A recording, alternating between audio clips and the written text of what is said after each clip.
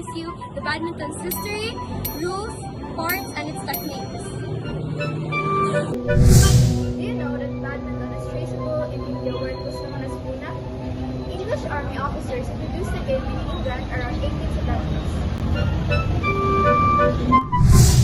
Nowadays, badminton can be defined as a court game. It can be played by singles and doubles, by men, women, and mixed pairs. It can be played on indoors and outdoor courts as a fun game in a highly competitive level. The rackets are played by two opposing pairs and two opposing players who take position on an opposite halves of a rectangular court divided by a net. Now, let's move on to the parts of the racket. This is the racket. This is the head of the racket, the string part, the throat, the shaft, and the handle. And this is the frame of the racket or the body of the racket itself. This is a shuttlecock. It is made out of feather, plastic, or nylon. The feather part is called the skirt, while the hard part is called the cork base. The cork base is the one that you should hit with the racket.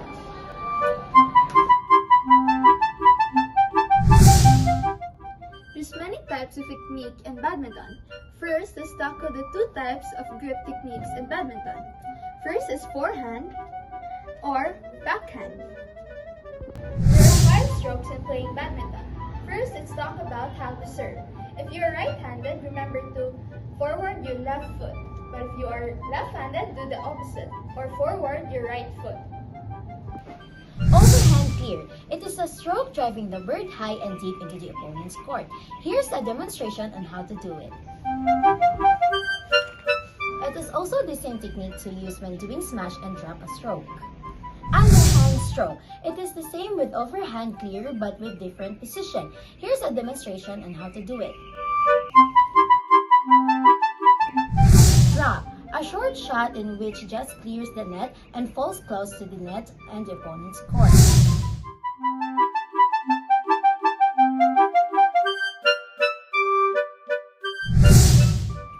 Smash.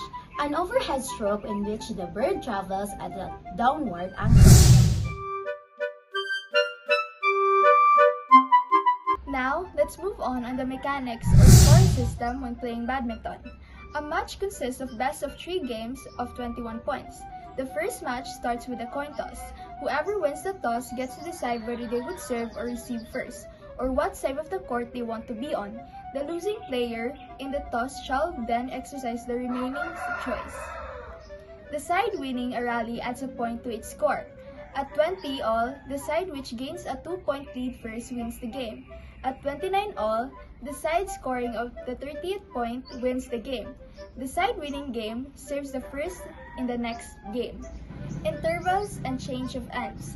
When the leading score reaches 11 points, players have a 60 seconds interval.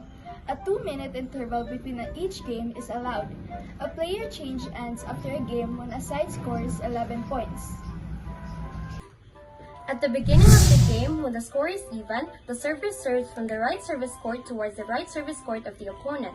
When it is odd, the server serves from the left service court towards the left service court of the opponent.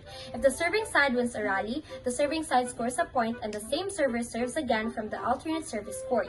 If the receiving side wins a rally, the receiving side scores a point. The receiving side becomes the new serving side. The players do not change their respective service courts until they win a point when their side is serving. At no time during the game should the players touch the net with their racket or body. The shuttlecock is allowed to touch the net only during the rally but not during the serve. It means that if the bird hits the net as they cross during the play is good and the play should be continued.